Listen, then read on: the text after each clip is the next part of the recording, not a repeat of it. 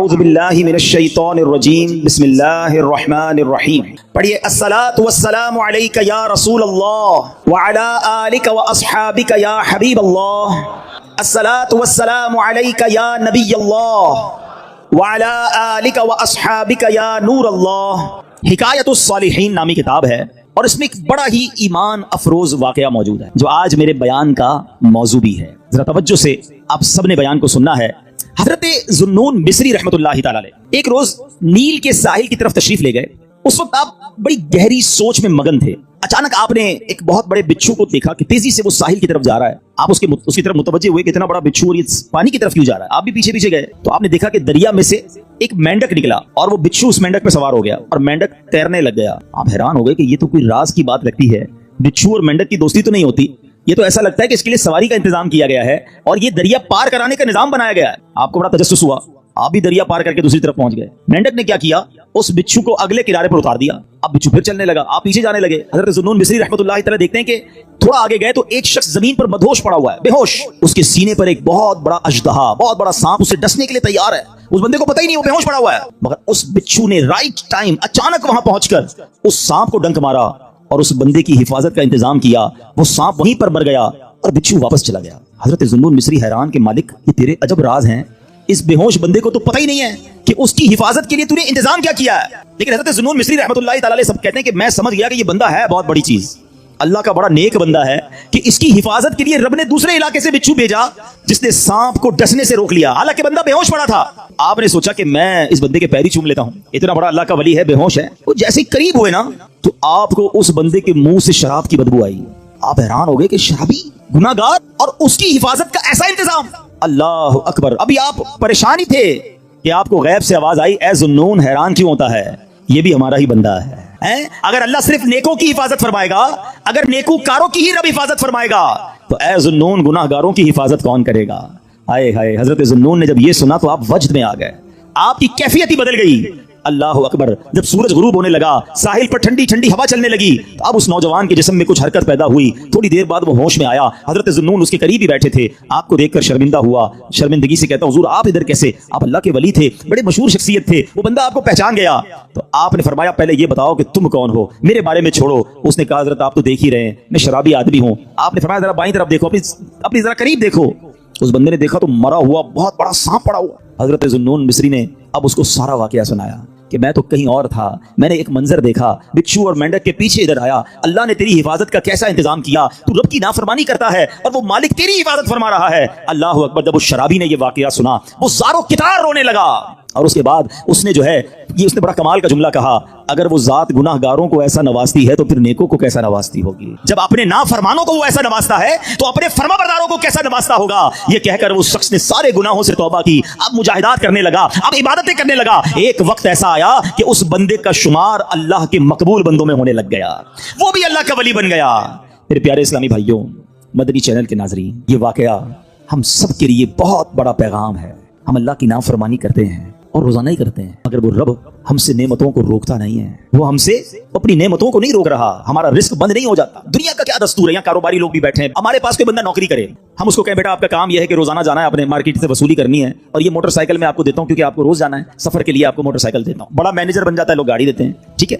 अच्छा, अब वो सेठ जो है वो देखे कि जाते कहीं नहीं है, सारा दिन इधर ही बैठा रहता है, एक दिन, 2 दिन, 15 दिन, 1 महीना, फिर वो क्या कहेगा, भाई या तो वसूली करने जाओ या वरना मेरी मोटरसाइकिल वापस करो। फायदा क्या तुम्हें मोटरसाइकिल देने का। जो फैसिलिटी देता है कोई हमें किसी काम के लिए देता है ना, अगर वो काम ना करें तो वो फैसिलिटी वापस ले ली जाती है। सच बताओ मेरे रब ने मुझे और आपको आंखें क्यों दी हैं? क्या हराम देखने के लिए दी हैं? तिलावत के लिए दी हैं? माँ बाप को मोहब्बत से देखने के लिए दी हैं? अल्लाह के घर को देखने के लिए दी हैं? अल्लाह ने जो हलाल चीजें हमें दी है वो देखने के लिए दी हैं? कभी ऐसा हुआ कि हम हराम देखें और अंधे हो जाएं? यार मेरी आज आंखें बंद हो गई, क्यों? बस वो हराम देख लिया था। नहीं, हम गुनाह कर रहे हैं, वो नेमतें नहीं रोक रहा है। ये हाथ इसलिए नहीं दिए कि इससे हराम काम किए जाए, इससे जुल्म किया जाए, मगर ये हाथ हराम की तरफ उठते हैं, रब हाथ वापस नहीं लेता। पैर गुनाह की तरफ जाए तो लंगड़े हो जाने चाहिए थे हम, कि बंदा कहे यार आज पैर नहीं चल रहे, क्यों यार? वो कल मैं जुआ खाने गया था, मैं शराब खाने गया, मैं सिनेमा गया, अल्लाह की नाफरमानी के लिए चला था, मेरे रब ने पैर वापस ले लिए। उसूल तो ये बनता है, मगर उसकी शान देखो कि हम रोज नाफरमानी करते हैं। वो हमें रिस्क दे रहा है, इज्जत भी दे रहा है, आजादी सलामत है। तक अल्लाह को नाराज करेंगे, कब तक उस रब से दूर रहेंगे? वो ऐसा करीम है, दुनिया में किसी की बात न मानो, वो नौकरी से निकाल देता है, मगर रब ऐसा करीम है कि बंदा अगर जब उसकी बात मानने लग जाए ना ایک بار دل سے توبہ کر لے وہ اس کے سارے گناہ بھی معاف کر دیتا۔ اللہ اکبر۔ اے میرے پیارے اسلامی بھائیو، یہ ہے میرا مالک جو ہمارے عیب چھپاتا ہے۔ ہم اکیلے میں گناہ کرتے ہیں، وہ بتاتا نہیں کسی کو، ورنہ وہ چاہے تو ہم سب کے عیب کھل جائیں۔ جو لوگ ہمیں عزت سے دیکھتے ہیں، جو محبت سے ملتے ہیں، جو ہمیں بڑے نیک سمجھتے ہیں، اللہ تو جانتا ہے نا ہماری حالت کیا ہے۔ پنجابی شاعر کہتا ہے نا، دنیا والوں کو پتہ چل جائے نا ہمارا ایک عیب، ایک فوراً میسج چلائیں گے، پتہ چلا اس نے یہ کیا ہے۔ ہاں، ماں باپ بھی گھر سے نکال دیں گے۔ میرا مالک کیسا کریم ہے، اسے معلوم ہے ہم کتنے برے ہیں، مگر وہ رحم کرنے والا ہے، وہ کرم کرنے والا ہے۔ ہم پھر بھی اس سے دوستی نہیں کرتے، ہم پھر بھی اسے ناراض کرتے ہیں۔ یار اسلامی بھائیوں، کب تک ہم گناہ کرتے رہیں گے؟ کب تک اللہ کو ناراض کرتے رہیں گے؟ اگر وہ مالک ناراض ہو گیا تو برباد ہو جائیں گے۔ اس کی رحمت چاہتی ہے کہ میں اور آپ بخشے جائیں، مگر ہم ہیں کہ یا تو توبہ نہیں کرتے، اور توبہ کرتے ہیں تو پھر اس پر قائم نہیں رہتے۔ حالانکہ نبی پاک علیہ الصلوۃ والسلام کی کیسی کیسی حدیثیں ہیں کہ جو توبہ کرتا ہے اللہ اس سے کتنا راضی ہوتا ہے۔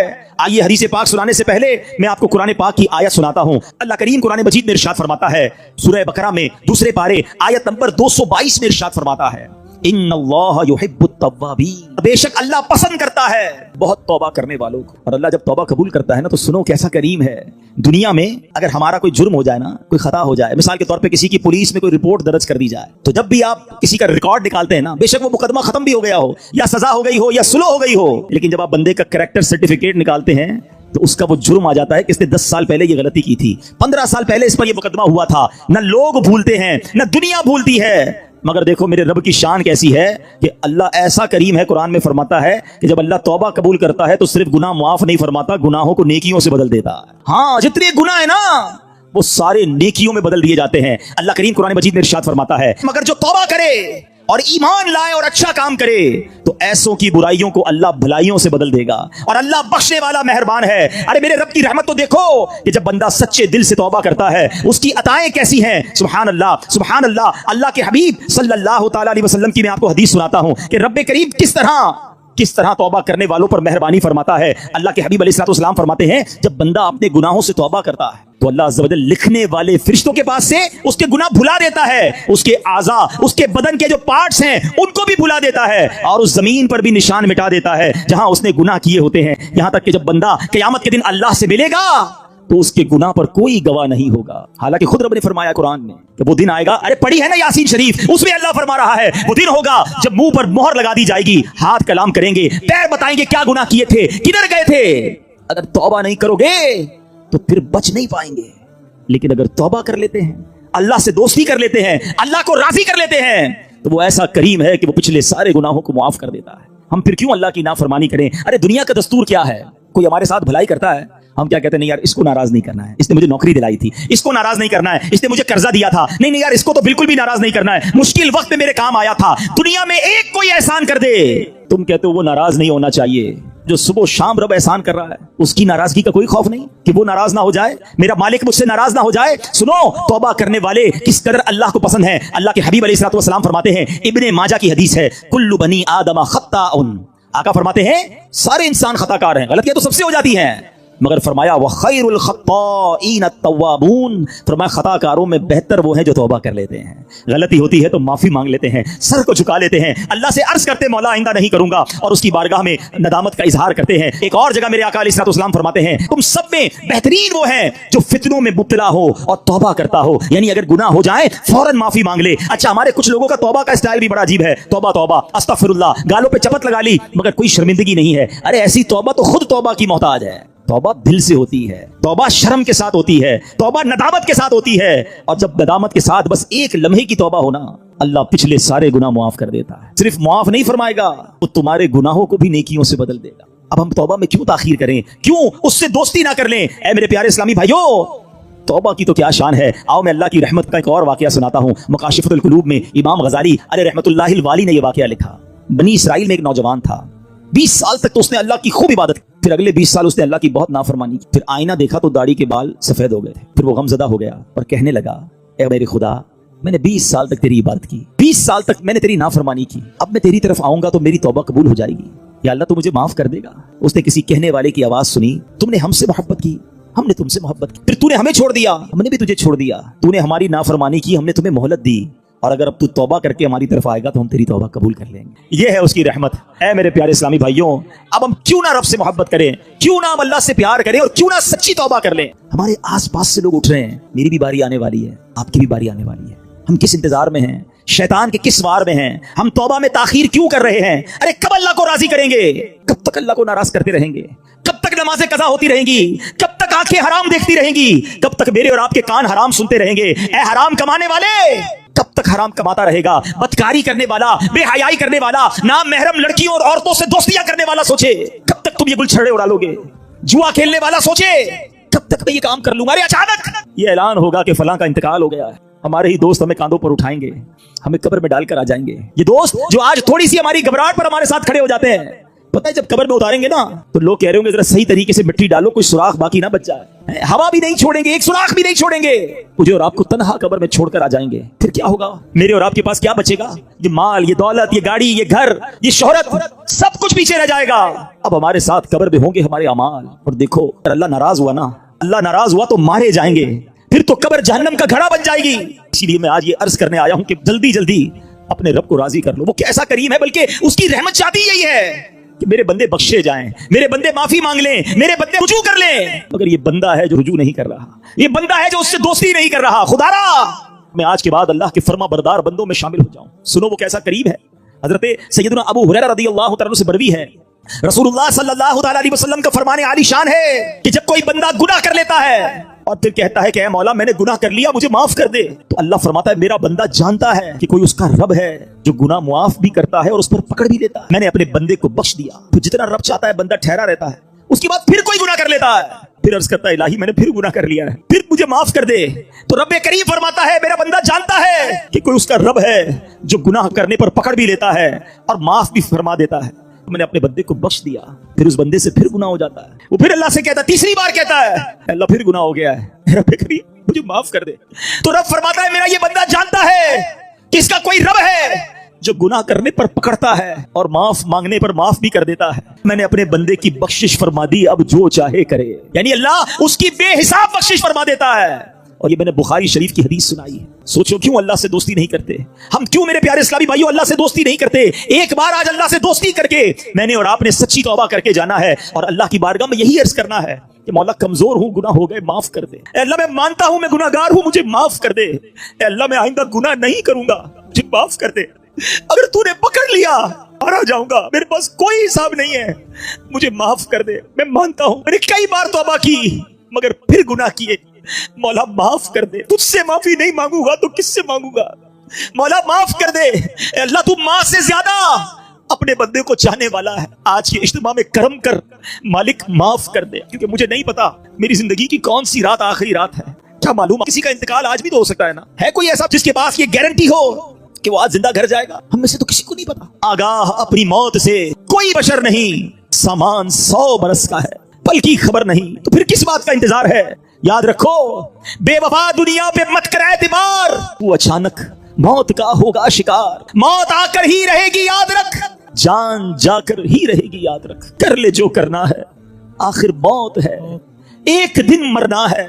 ہم سب سحری کے لیے اٹھتے ہی ہیں. تہجد کے لیے شرط یہ ہے کہ عشاء پڑھ کے سویا جائے. عشاء ضرور پڑھے، تراویح ضرور پڑھے، اور اگر آپ نے سونا ہے تو سو جائے. اب جب آپ سحری کے لیے اٹھ رہے ہیں نا، تھوڑا ٹائم پہلے اٹھ جائیں، آپ تہجد پڑھ لیں. تو اب یہ 30 ڈیز آپ تہجد پڑھنے کے عادی ہو جائیں گے نا. اللہ کی رحمت سے امید ہے رمضان کے بعد بھی عادت رہے. تہجد فرض نمازوں کے بعد سب سے افضل نماز ہے. اور ناظرین یہ خاص دعاؤں کی قبولیت کا وقت. اللہ اکبر. تہجد پڑھ کے جو دعا مانگنے کا مزہ آتا ہے، اللہ کرے ہم ایسی دعائیں مانگنے والے بن جائیں کہ میں جانوں میرا رب جانے. اکیلے میں جا نماز بچھائیں، رات کا پہر ہو، ہاتھ اٹھیں اور آنسو بہیں. یقین کریے وہ وقت ہے آپ جو مانگیں گے عطا کیا جائے. اور نبی پاک بھی رات کو اٹھ کر دعائیں مانگتے گر. سورہ فاتحہ 100 مرتبہ پڑھ کر جو دعا مانگی جائے وہ قبول ہوتی ہے. سورہ بقرہ کی تلاوت سے شیطان گھر سے بھاگ جاتا ہے. آیت الکرسی پڑھنے سے محتاجی دور ہوتی ہے. سورہ کہف کو ہمیشہ پڑھنے والا دجال کے فتنوں سے محفوظ رہے گا. والدین کی قبر پر ہر جمعہ سورہ یاسین کی تلاوت کرنے سے اس کی حروف کی تعداد کے برابر ان کے گناہ بخش دیے جاتے ہیں. سورہ الدخان پڑھنے سے مشکل دور ہوتی ہے. جو قریب المرگ ہو اس پر سورہ جاسیہ کا دم کرنے سے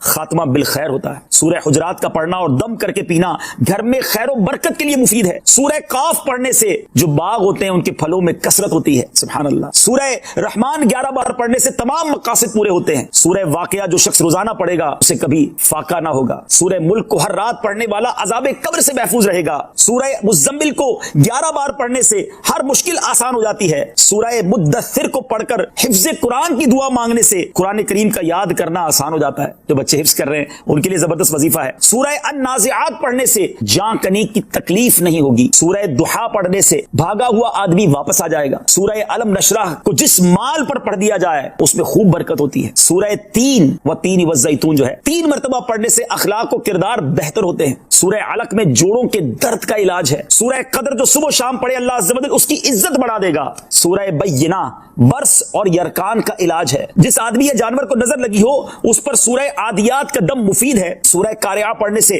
بلاؤں سے حفاظت رہتی ہے. سورہ تکاثر کو 300 بار پڑھنے سے جلد قرض ادا ہو جاتا ہے. کئی لوگ کہتے ہیں جناب قرض بہت ہے، چلے قرآن کا وظیفہ لے لیں، الہاکم التکاثر.